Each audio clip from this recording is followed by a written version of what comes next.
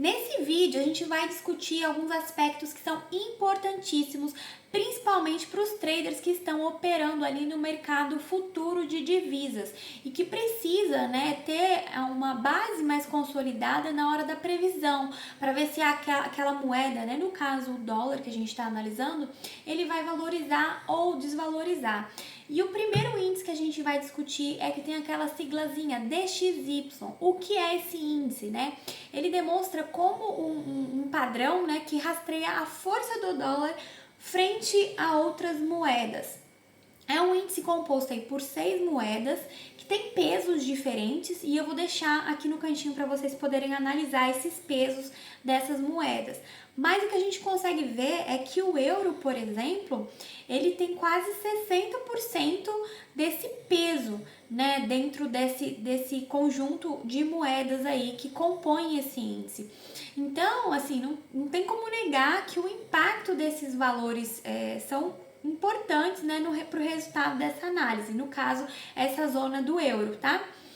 E tem outras moedas aí que vocês podem ver.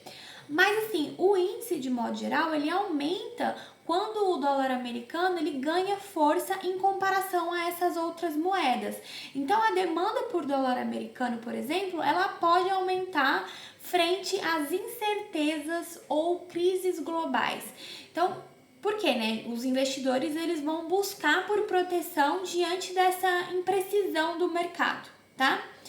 Esse é o primeiro ponto. O segundo é o índice VIX.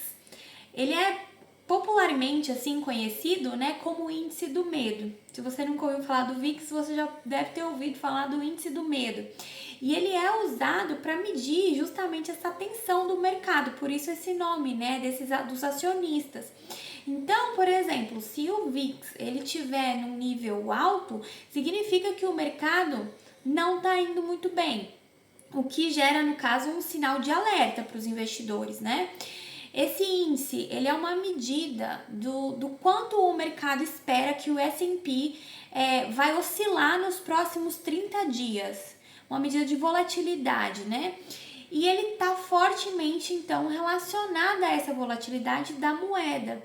E ele vai gerar indícios para os investidores se posicionarem de forma alinhada ao sentimento do mercado, Basicamente, por que se usa esse índice? Eu vou deixar uma figura para vocês verem como que é nítido essa questão do VIX, como um bafômetro mesmo na medida de incerteza do mercado.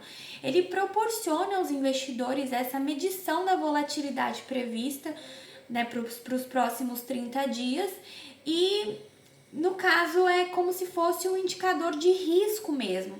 Se vocês observarem bem essa figura, eu retirei do site Mais Retorno e vocês vão conseguir perceber que esse nível do índice é uma ferramenta muito boa para acompanhar o ânimo e o temor do mercado externo, tá? Então a gente consegue analisar esses picos aí em momentos de maior crise ou enfim, dependendo do que a economia está passando, o mercado vai reagindo. Outro aspecto também importante para ser analisado é o CDS, que são seguros contra a inadimplência. Então, eles objetivam transferir o risco de crédito de títulos de renda fixa entre os participantes do mercado. O preço do CDS ele vai estar relacionado com a probabilidade de um país não pagar as suas dívidas. Então, quanto maior esse risco, maior a taxa de juros que um país tem que pagar. Ou seja, gente, países que têm mais riscos, então são mais arriscados, eles possuem esse CDS mais caro. E países menos arriscados vão possuir, então, um CDS menor, como é o caso, por exemplo, dos Estados Unidos, que possuem um risco muito baixo, um risco país baixo, que a gente chama. E esses investidores, então, eles alocam o capital como uma forma de proteção ali naquele país. Então, essa determinação de risco, ela é processada de uma forma bem rigorosa por agências, que realizam essas análises criteriosas da situação econômica de cada país e pode ser usada, então, para identificar se a moeda está, por exemplo, perdendo ou fortalecendo, essa força no mercado financeiro. Outro aspecto muito importante é o estoque de petróleo bruto, que é um indicador que mede a mudança semanal no número de barril de petróleo bruto mantido pelas empresas dos Estados Unidos. Então, os estoques de petróleo, eles vão sim ter um impacto sobre a inflação e, por exemplo, se houver uma queda no número de barris, vai significar que há uma demanda crescente por essa commodity, né? Você aumenta a demanda, você diminui os barris disponíveis, né? E que representa então um aquecimento econômico. O que acontece então? Uma forte diminuição no número de barris representaria então uma alta no dólar e vice-versa, né?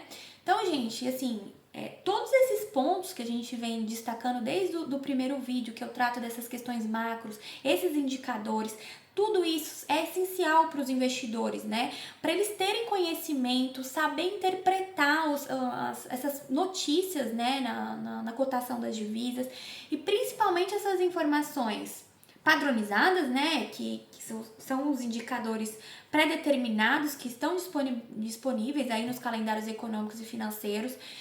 Para você conseguir fazer essa leitura, né, dessas informações, mas também, gente, para que você consiga interpretar os não padronizados, que são esses fatos não previstos, né? E eu acho assim que um trader, ele realmente precisa estar constantemente atualizado. Isso daí é consonância, né? Eu acho que todo mundo entende como algo importante. Mas, assim, essas drives que impactam o mercado, essas notícias, né? Seja, por exemplo, reformas estruturais, ou diferença aí nos preços da commodity, guerra comercial, recessão. Todas essas crises internas, elas podem influenciar, sim, negativamente o valor da divisa. As eleições presidenciais, por exemplo, né, elas também podem exercer um forte efeito sobre o mercado de câmbio. Especialmente, né, gente, quando envolve incerteza por parte desses investidores sobre o rumo da nação. Então, tudo isso influencia e eu acho que é muito importante você conseguir realizar essa leitura para ter essa maior previsibilidade sobre a flutuação do dólar. Mesmo que você esteja utilizando ali a leitura de tela, né, o tape reading, ou enfim, uma análise mais momentânea, você pode ter esses efeitos e o mercado reagir imediatamente. Então, você tem que sim, independente de como você opera, tá ligado nessas questões, né? Então, se você gostou desse vídeo e ainda não assistiu o outro que eu retratei aqui para vocês, que trata dos indicadores econômicos, eu aconselho você a assistir também, porque a gente trata, né, sobre outros aspectos que afetam o comportamento da taxa de câmbio, né, o dólar. Eu vou deixar o link na descrição para vocês. Não se esqueçam de fortalecer essa iniciativa, se inscrever e não perder aí os próximos vídeos, tá bom? Um beijo, te vejo nos próximos vídeos então.